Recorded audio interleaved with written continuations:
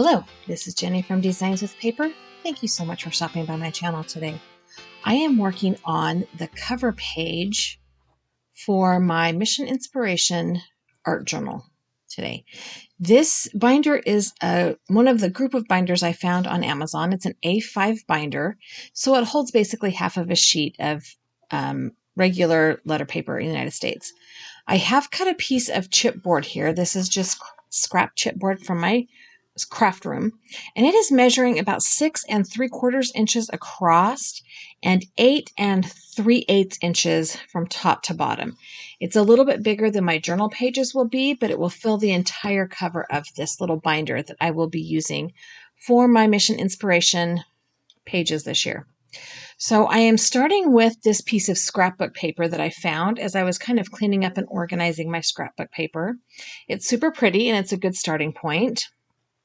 I will be adhering that scrapbook paper to this piece of chipboard with my Liquitex gel medium. And I will be using my dollar store chip brush to do it. I am just going to go ahead and put a coat of gel medium over the entire piece of chipboard. And then I will lay the scrapbook paper down and kind of fiddle around with it and get it to where I want it to be. So I went back and forth about which corner I wanted to put in on my cover. I had thought about using one of the top corners and then cutting those butterflies out and adding some dimension behind them, but they were too tightly woven into the filigree or the leaf design that I decided to just go ahead and use that bottom left-hand corner. So once I have figured out which part of the paper I want to adhere, and I have placed that on my chipboard, I also put some gel medium over the top of it and then heat set it with my heat tool. And now that it is dry, I am going to go ahead and trim off the excess with my scissors. And I was going so fast my camera went out of focus. Just kidding, it's because it was the back of a white piece of paper. Okay, so now that this is trimmed down and dry, I have to do something with those edges. Because I cut this paper, the white core is showing. So I have pulled out some archival ink in the color sepia, whatever. And I will be just putting this on as gently as I can with this blending brush. This is one of those found on Amazon. Came in a set of 3, already ruined 1 brushes. I'm not trying to go super grungy or even super vintagey, but I do want to cover up the white core of the paper and add just a little bit of a framing since I have cut off the other side of that paper that had that kind of green filigree leafy design on it. So now that I have that all framed out, I am going to add some modeling paste. This is my Crafter's Workshop Thick and Fluffy modeling paste. And this is the Crafter's Workshop Art Is stencil. And I am going to put that modeling paste through that stencil with my palette knife. I did a little while back upgrade from a plastic palette knife to a metal palette knife, and I'm still trying to decide how much I like it. It cleans easier, but it's less flexible. So I am going to go ahead and just push that, modeling paste, there's the word, through that stencil. I am starting in the top right-hand corner and working kind of at a diagonal angle down toward those butterflies. And then I will reposition that stencil and head back over to the bottom right-hand corner. And it's white. I'm not going to add any color to it. It won't be intensely visible. It just adds some texture to the background there. And because the top left-hand corner was looking a little bit naked or unloved, I added some modeling paste to that corner as well. I did get a little bit of oopsie off the edge of the stencil, but it was a super easy cleanup. And voila, there we go. Nothing that you can see too drastically. I am going to hit this with my heat tool just a little bit, and then I will put it off to the side to finish drying. While this is drying, I am going to work on my collage items. My art journal cover here is going to be kind of a collage. What's the phrase for it? We have a clump of collage points in one spot. So I pulled out all of my collage items that I have. Some of them are ones I have printed out online, like this piece I am ink blending right here. Some are from a Tim Holtz packet. Some are from pattern paper. And then I have that little doily in the background. I am taking some archival ink, and this is I believe it's potting soil color or coffee color, just to kind of blend out those white edges, especially the dictionary page that I had printed offline. And now I want to change the color of this doily. It is very light blue, very light green, and very light yellow. And I want to deepen it because the colors in my pattern paper are substantially deeper. So I have pulled out some more archival ink. I don't know what colors they are. I should have wrote that down. Hold on, let me look in my drawer. Ignore the background noise.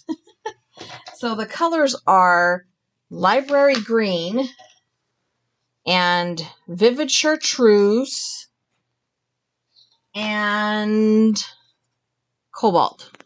Those are the colors I used on this page. And I am just going ahead and putting these inks back in my drawer. I will be using the same blending brush to ink up this doily that I used to do the edges on the other pieces of ephemera. And I'm just kind of doing a gradient. I started with the blue down at the very bottom. I'm adding the dark green into the middle, and then I'll do the light green on top, following kind of sort of the printing that was already on the doily to begin with. These doilies have been in my drawer for, oh my heavens, I don't know how long. I think I found them in the Target dollar spot a zillion years ago when Target's dollar spot had craft supplies. Yeah, they've been there a hot minute, and I have not even begun to use them all. Okay, so the texture paste or the modeling paste on my page is dry. I did run my fingers around the edges to see if there was anything I needed to clean up that I had forgotten to do before. And my collage cluster, that's the word, cluster, is going to be in the middle but off-centered a little bit. I want to give enough room for the title of my journal. And I'm just kind of fiddling around here, figuring out how I want to lay this out. I don't have a specific idea. I'm just going with that cluster look. And once I have it figured out how I want them to be on there, I am going to use my gel medium to go ahead and adhere them down. And I will also be putting some gel medium over the top because I do want to be able to go back later and add some shading with some permanent pen. So now I am going to go ahead and put that doily down. I think I accidentally turned it sideways, but oh well, it still works. And this is the card is a Tim Holtz card, that one that has the C and the 3 on it. Looks like a playing card. That is from a Tim Holtz ephemera pack. The dictionary page I printed offline, and the little square label is from a piece of K & Company scrapbook paper, I think. I could be wrong. It could be a Tim Holtz, but I think it was a piece of scrapbook paper. You know how those 12 by 12s have like the stamp size images you can cut out? I think it was one of those. So now that I have this all adhered down, I'm going to work on my title.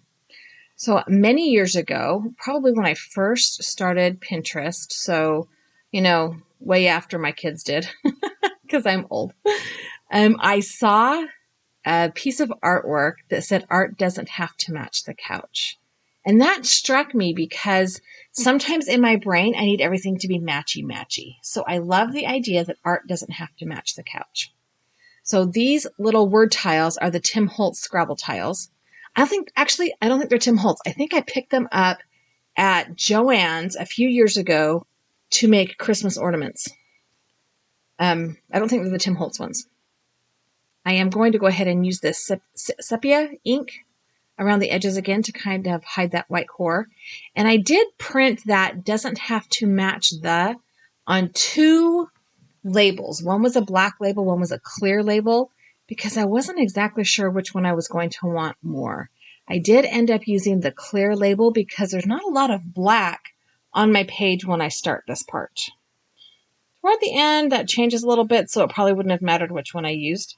I did decide I didn't like them over there on the left all the way. I wanted that word art to be a little bit more centered and on the top, partially because I was concerned about having them stick properly over my ephemera or my collage cluster.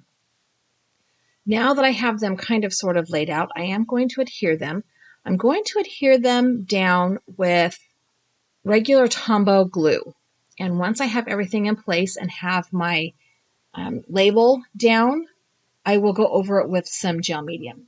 And I'm still trying to decide, do I want the black one or do I want the clear one? And I do still think that the clear label was the better choice, even though I did add some more black later. Okay, so here we get to the messy glue part. I am using my reverse clamp tweezers. These are like the best thing in crafting because you pinch to open instead of pinch to close. I love them. I need to get another pair, one to use with glue and one to use not with glue because these are getting kind of sticky. And there's only so many times you can clean them, I think, before they stop cleaning. Okay, so here is my, and I didn't push it down too hard all the way. I wanted to see how it looked, but I liked it, so I didn't change it. I am going to adhere the tiles for the word couch, kind of lining them up underneath the word art. And again, I'm not using a ruler. I'm not making sure they're exactly straight. I'm not lining them up exactly because not only does art not have to match the couch, art doesn't have to be perfect. I am going to go over these with some gel medium so that once it is dry, I can add some shading with my Pitt pens. I do love my Pitt pens. I have about, 6 or 8 colors, so I can shade just about everything.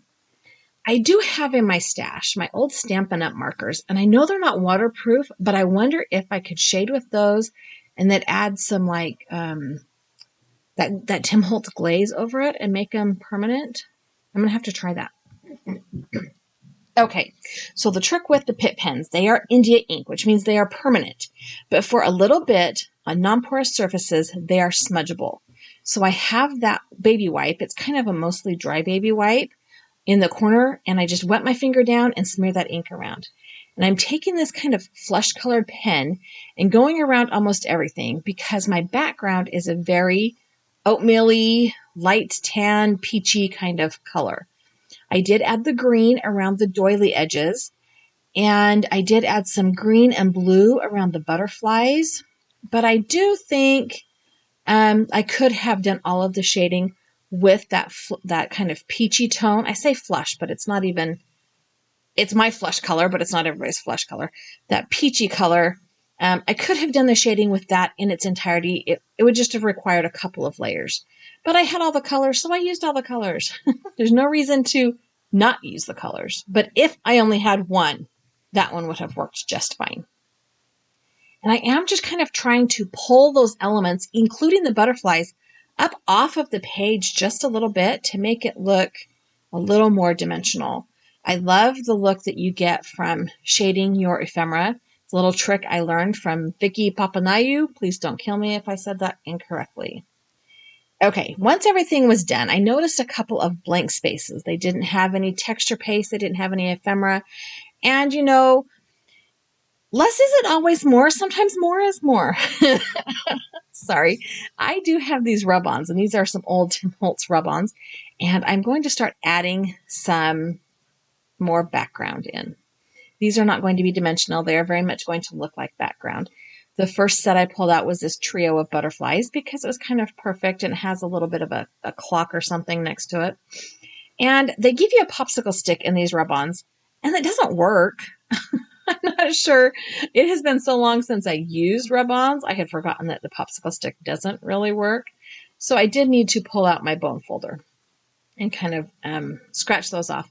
Rub-ons are like one of the few things I think from, and here's my air quotes here, the olden days of scrapbooking and early mixed media that I think have still hung around, and people are starting to, I'm seeing them being used a little bit more often these days. I know they're kind of a mixed bag. Sometimes they're really easy to get off. Like these, once I got my bone folder out, super easy to get off. Some of the less expensive, cheaper ones were garbage and they never came off the backer.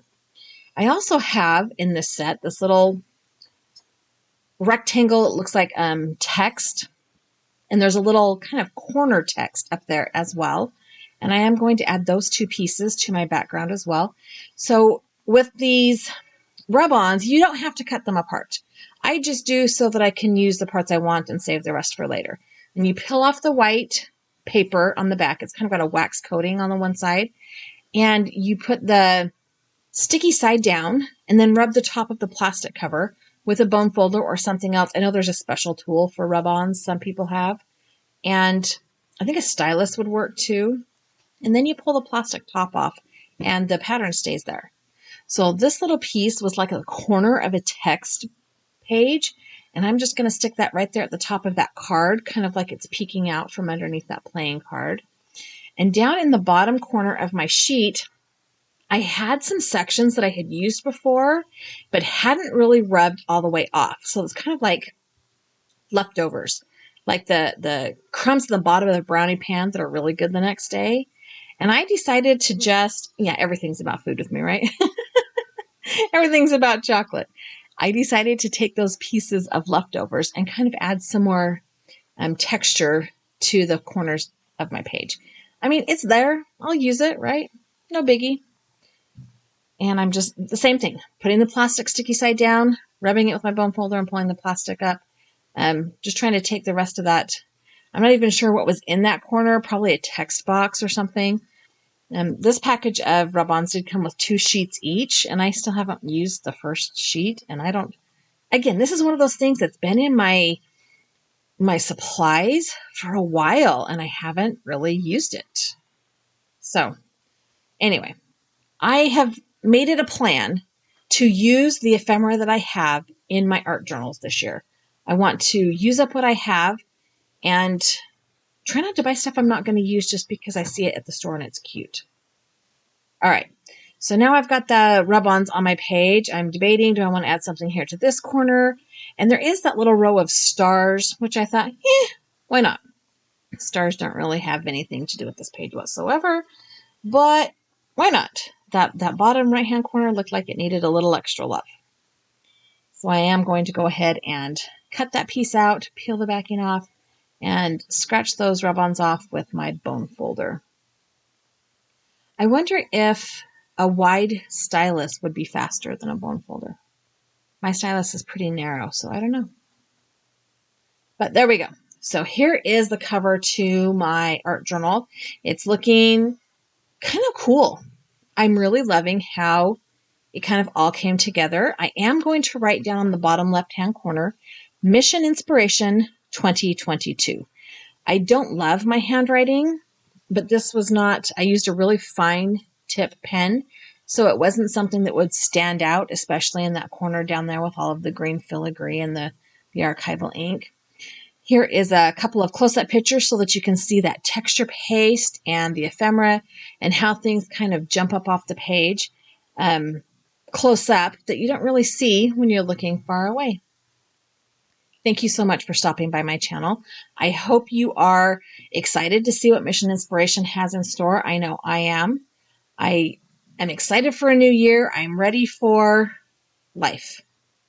At least now I'm ready for life. Thank you so much for stopping by. Have a really fabulous day. I have linked a couple of other videos here for you to watch and a subscribe button. If you have not done so already, I would love it if you would subscribe to my channel. Thank you. Have a great day.